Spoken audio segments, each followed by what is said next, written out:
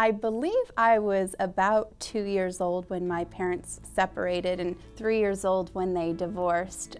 I'm now 25 years old, so that's been several years ago. But I do remember my dad leaving and moving out and moving to an apartment, and my mom staying at the house, and I would kind of go between the two houses.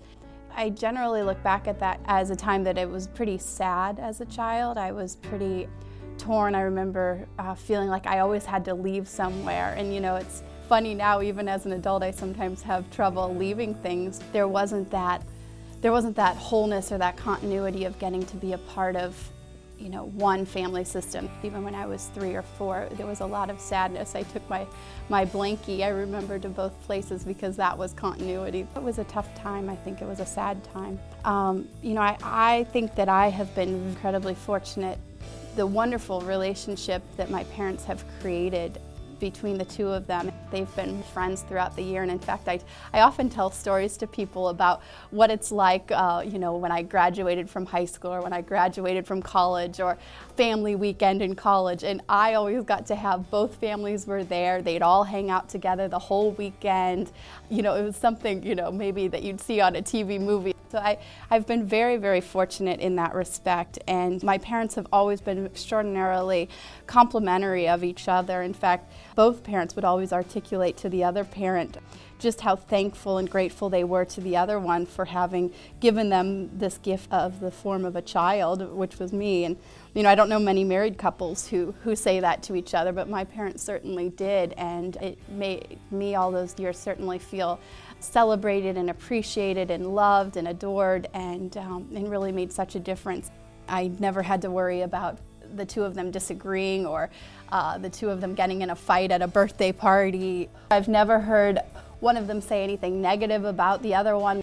They've been nothing but incredibly complimentary toward each other, and I think that certainly always gave me a sense of pride to hear my dad talk about what a wonderful person my mom is. I hear in that I'm a wonderful person like my mom, and to hear my mom talk about my dad's incredible kindness and generosity makes me feel in a way that I have that incredible kindness and generosity within me. From a child's eyes, you're not seeing maybe the pain or the hurt and the anger that a parent's going through if they're hiding it from you. I'm sure my parents were feeling those feelings and were angry and were upset and were devastated that this relationship had come to an end, but they put aside whatever other feelings they were going through at that time in order to look forward and look to my best interest and my future. And I think the truth of the matter is, it doesn't matter how amicable a divorce is or an ending of a marriage is, there is going to be a lot of hurt and sadness that occurs. I remember all those years and all those birthdays, blowing on that birthday cake and just hoping and wishing that they would get back together again, because I just wanted to not to have to be separated between two families, and not to have my time with each parent shortened, and to be able to have as much time as I wanted with both parents. However, with that said, I believe that a divorce that is filled with conflict and is filled with harsh words and negativity and that sort of thing can only be that much worse, because it's going to be tough no matter how it is, and we might as well make a tough situation not excruciating.